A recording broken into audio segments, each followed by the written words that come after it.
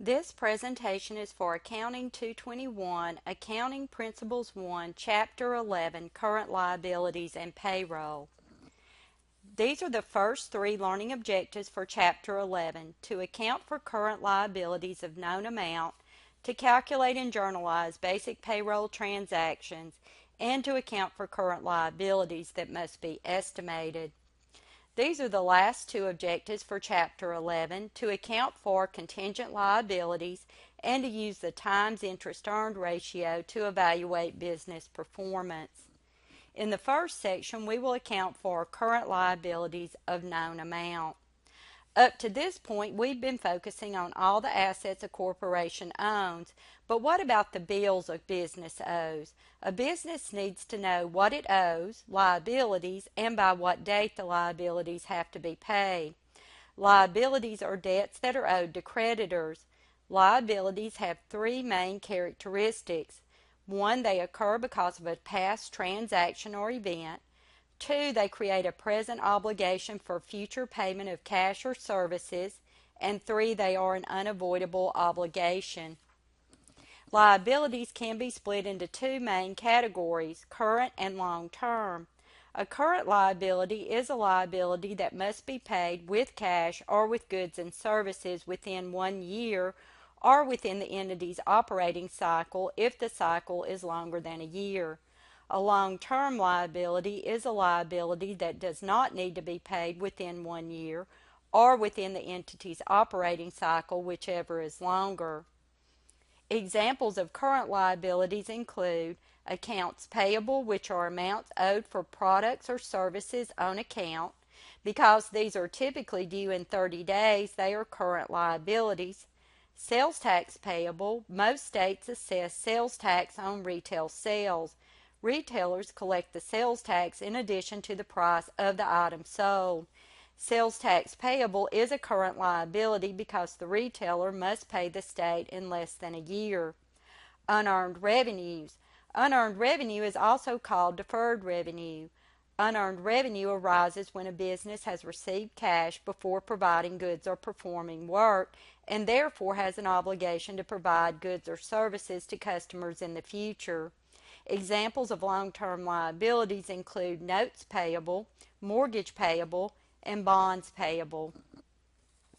Sales tax is usually calculated as a percentage of the amount of the sale. For example, suppose that December's taxable sales for Smart Touch Learning total $10,000. The company collects an additional 6% sales tax, which equals $600. The entry requires a debit to cash for $10,600, the amount of the sale, plus the amount of the related sales tax. In addition, there is a credit to sales revenue for $10,000 and a credit to sales tax payable for $600. Sales tax is not an expense of the business. It is a current liability. Companies collect sales tax and then forward it to the state at regular intervals. They normally submit it monthly, but they could file it at other intervals depending on the state and the amount of the tax. To pay the tax, the company debits sales tax payable for $600 and credits cash for $600. The federal government and many state governments require corporations to pay income tax on their net income. Federal income taxes are calculated on a corporate tax return referred to as Form 1120.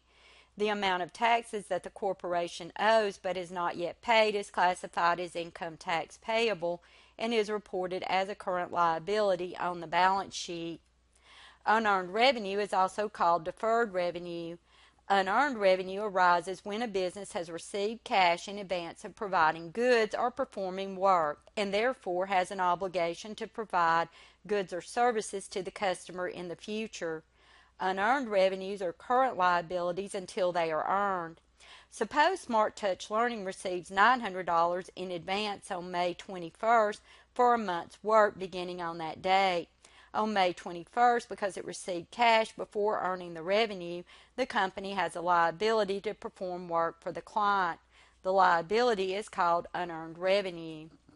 During May, Smart Touch Learning delivers 1/3 of the work and earns $300. $900 times 1/3 of the revenue. May 31st, the accounting clerk records a debit to unearned revenue of $300 and a credit to service revenue of $300 to show that some of the work has been completed and some revenues have now been earned. Short-term notes payable are a common form of financing. A short-term note payable represents a written promise by the business to pay a debt, usually involving interest, within 1 year or less. Assume that on May 1st, Smart Touch Learning purchases merchandise inventory with a 10% 90-day note payable for $8,000. The company uses a perpetual inventory system. The entry includes a debit to merchandise inventory for $8,000 and a credit to notes payable for $8,000. On July 30th, when the note is due, Smart Touch Learning pays the note plus interest. It then debits notes payable for $8,000 and interest expense for $197. This is equal to $8,000 times 10% times 90 divided by 365. It credits cash for $8,197 for the principal and interest associated with the note. Businesses occasionally borrow cash from banks. A bank requires a business to sign a promissory note stating that the business will pay the principal plus interest at a specified maturity date. On November 1st, 2018, Smart Touch Learning borrows $10,000 from First Street Bank at 6% for 5 months. On November 1st, the accounting clerk records the transaction with a debit to cash and a credit to notes payable for $10,000. The interest accrual at December 31st, 2018 allocates $100 of the interest on this note to 2018. During 2019, the interest on this note for the 3 remaining months is $150. When Smart Touch Learning records payment for the note, it records the remaining interest expense and also removes the interest payable and note payable from the books. Long-term notes payable are typically reported in the long-term liabilities section of the balance sheet. If, however, a long-term debt is paid in installments, the business reports the current portion of notes payable, also called current maturity, as a current liability. The current portion of notes payable is the amount of the principal that is payable within 1 year. The remaining portion of the note is classified as long-term. Consider a $20,000 note payable that is paid in $5,000 installments over 4 years. The portion that must be paid within 1 year, $5,000, is current. The remaining $15,000 is classified as long-term. No journal entry is needed to reclassify the current portion. It is instead only classified as current or long-term for reporting purposes on the balance sheet. Notice that the reclassification does not change the total amount of debt. It only reclassifies $5,000 of the total debt from long-term to current. In the second section, we will calculate and journalize basic payroll transactions. Payroll, also called employee compensation, creates liabilities for a business. For service organizations such as CPA firms and travel agencies, payroll is the major expense. Labor cost is so important that most businesses develop a special payroll system. There are numerous ways to label an employee's pay. Salary is pay stated at an annual, monthly, or weekly rate, such as $62,400 per year, $5,200 per month, or $1,200 per week. Wages are pay amounts stated at an hourly rate, such as $15 per hour. Commission is pay stated as a percentage of a sales amount, such as the 5% commission on a sale. A realtor who earns 5% commission, for example, earns $5,000 on a $100,000 sale of real estate. Bonuses pay over and above base salary or wage commission. A bonus is usually paid for exceptional performance in a single amount after year end. Benefits are extra compensation, items that are not paid directly to the employee. Benefits include health, life, and disability insurance. Businesses pay employees at a base rate for a set period called straight time. For additional hours, overtime, the employee may get a higher pay rate, depending on the job classification and wage and hour laws. Two pay amounts are important for accounting purposes. Gross pay is the total amount of salary, wages, commissions, and any other employee compensation before taxes and other deductions. Net pay is gross pay minus all deductions. It is the amount of compensation that an employee actually takes home. The federal government, most states, and many municipalities require employers to deduct taxes from employee paychecks. Insurance companies may also get some of the employee's gross pay. Amounts withheld from paychecks are called withholding deductions. Payroll withholding deductions are the difference between gross pay and take-home pay. These deductions are withheld from paychecks and sent directly to the government, to insurance companies, or to other entities.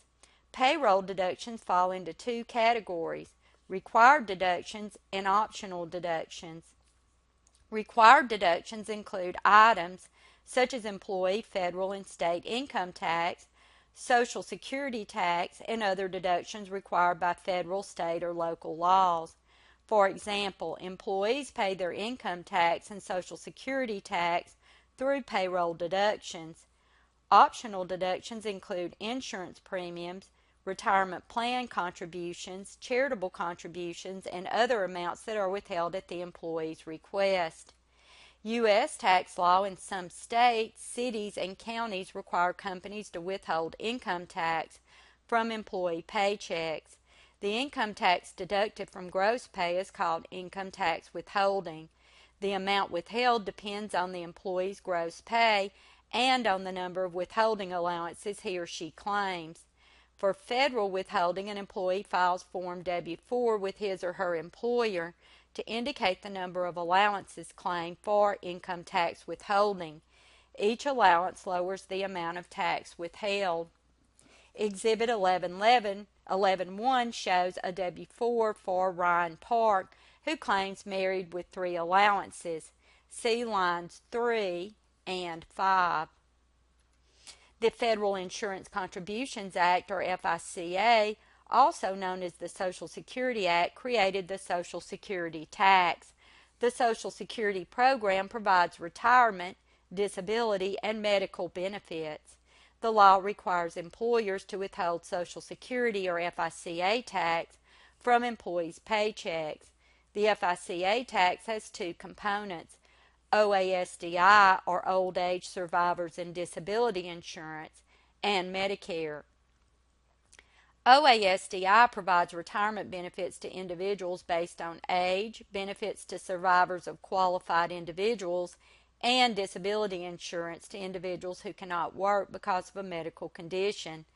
The amount of tax withheld varies from year to year because the wage base is subject to OASDI tax changes each year. For 2016, the OASDI tax applies to the first $118,500 of employee earnings in a year. The taxable amount of earnings is usually adjusted annually. The OASDI tax rate for employees at the time of this writing is 6.2%.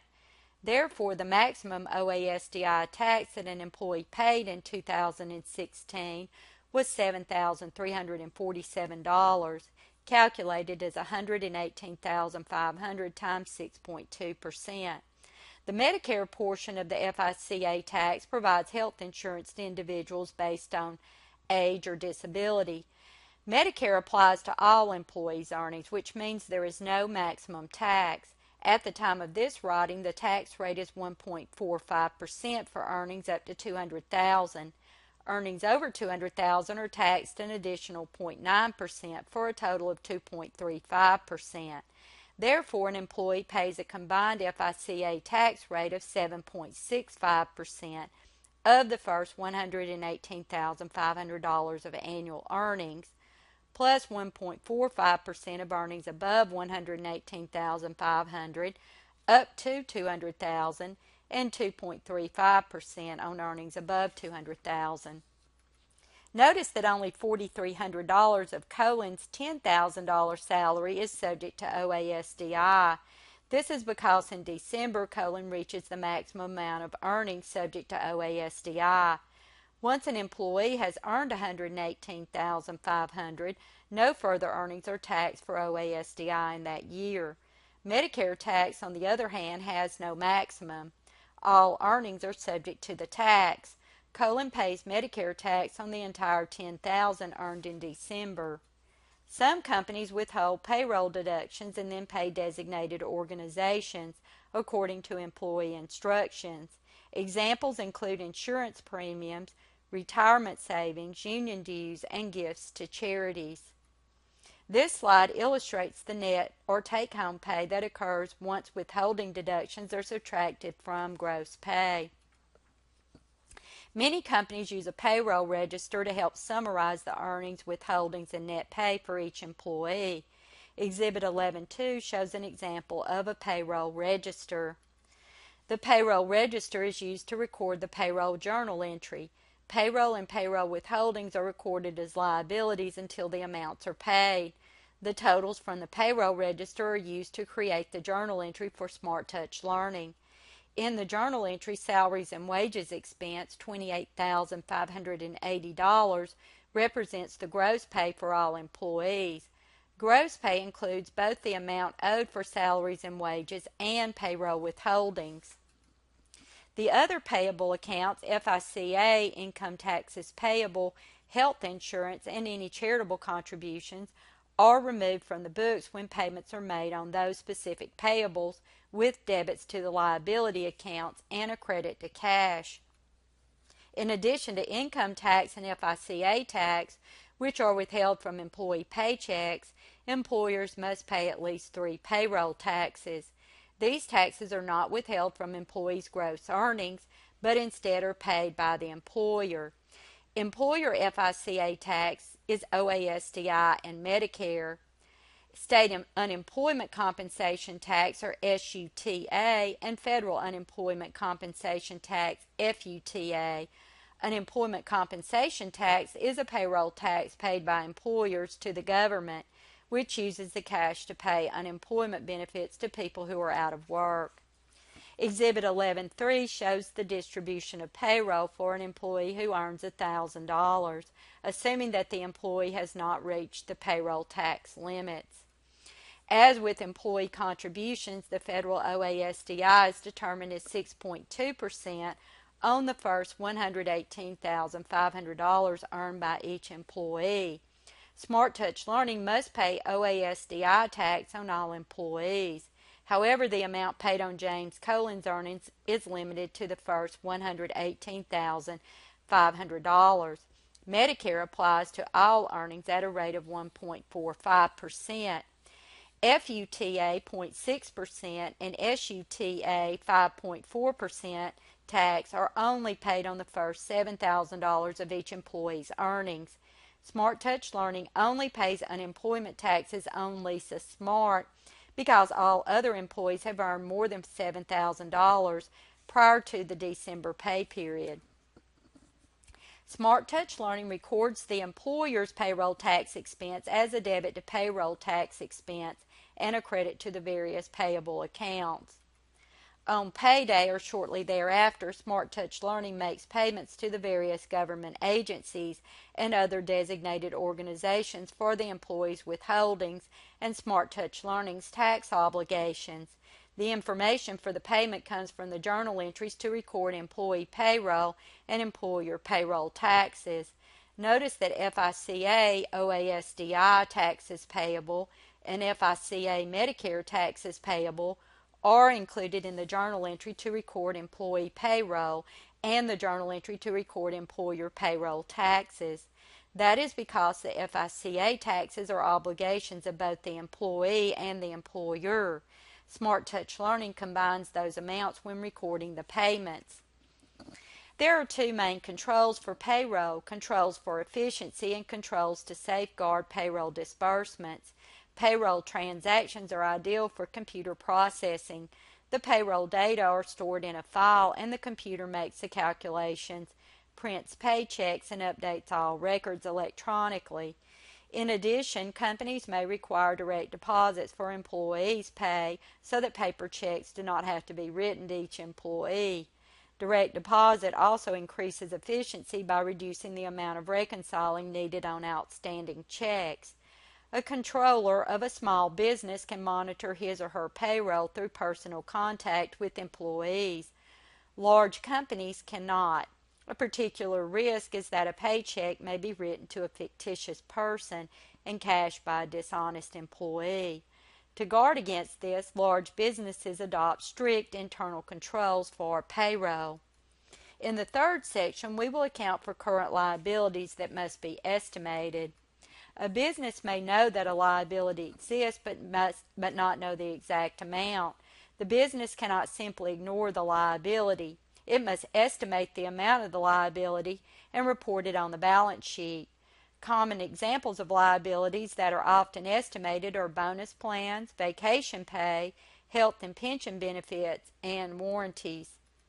Many companies give bonuses to their employees in addition to their regular wages.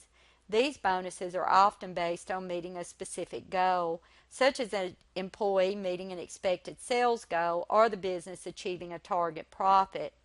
Usually a company does not know the amount of the year-end bonus at year-end.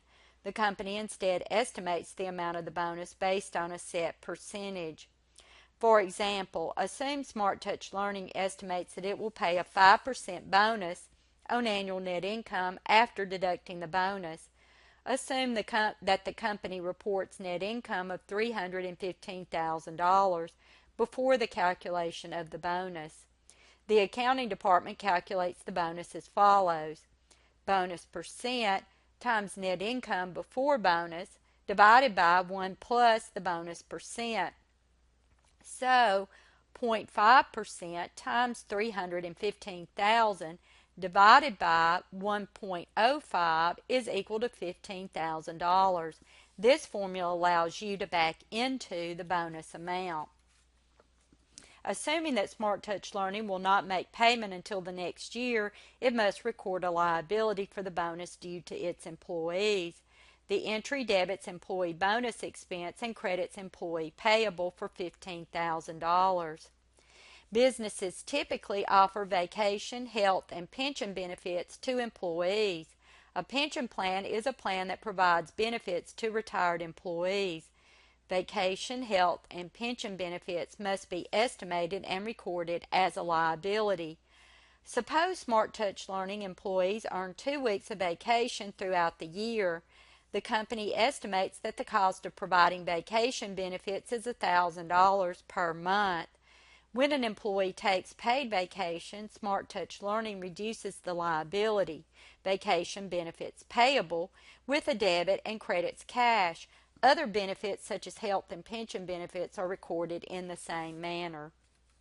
Many corporations guarantee their products against defects under warranty agreements. The time period of warranty agreements varies. A warranty is an agreement that guarantees a company's product against defects. The matching principle requires businesses to record warranty expense in the same period that the company records the revenue related to that warranty. The expense, therefore, is incurred when the company makes a sale, not when the company pays the warranty claims. At the time of the sale, the company does not know the exact amount of warranty expense, but can estimate it. Assume that Smart Touch Learning makes sales on account of $50,000. Cost of merchandise inventory sold $35,000, subject to product warranties on June 10th, and estimates the warranty cost at 3% of sales. Assume that some of Smart Touch Learning's customers make claims that must be honored through the warranty offered by the company. The warranty costs total $800 and are made on June 27th. The company replaces the defective goods and records a debit to estimated warranty payable for the $800 of warranty cost and a credit to merchandise inventory for $800. Smart Touch Learning's expense on the income statement is $1,500, the estimated amount, not the $800 actually honored. After honoring these warranties, the company's liability account has a credit balance of $700. This $700 balance represents warranty claims Smart Touch Learning expects to honor in the future based on its estimates. Therefore, the $700 is a liability to Smart Touch Learning. In the fourth section, we will learn to account for contingent liabilities. A contingent liability is a potential liability that depends on some future event. A contingent liability is a potential rather than an actual liability because it depends on a future event. For a contingent liability to be paid, some event, the contingency, must happen in the future. How businesses record or don't record contingent liabilities is based on the likelihood of the event occurring in the future, remote, reasonably possible, or probable. A contingency that is remote has little chance of the event occurring in the future. If a contingency is remote, the company does not need to record a liability and does not need to disclose it in the notes to the financial statements. Contingencies that are reasonably possible have a greater chance of occurring but are not likely. A reasonably possible contingency should be described in the notes to the financial statements. If a contingency is probable, the future event is likely to occur. Only contingencies that are probable and can be estimated are recorded as liabilities and have expenses accrued. Exhibit 7.4 summarizes the rules for contingent liabilities. In the fifth learning objective, we will learn to use the times interest earned ratio to evaluate business performance. Investors can use the times interest earned ratio to evaluate a business's ability to pay interest expense. This ratio measures the number of times earnings before interest and taxes, EBIT, can cover or pay interest expense. The times interest earned ratio is also called the interest coverage ratio. A high interest coverage ratio indicates a business's ease in paying interest expense. A low ratio suggests difficulty. The times interest earned ratio is calculated as EBIT, net income plus income tax expense plus interest expense, divided by interest expense. This slide provides key account totals from Kohl's Corporation's income statement that will be used in computing the ratios on the following slide. Notice that from 2014 to 2015, Kohl's experienced a decrease in its times interest earned ratio. This is because Kohl's incurred slightly less interest expense but had a much larger decrease in net income to cover it. This decrease in net income decreases Kohl's times interest earned ratio from 4.97 to 4.23 times. However, it appears that Kohl's can still cover its interest expense. This is the conclusion of the presentation for Chapter 11.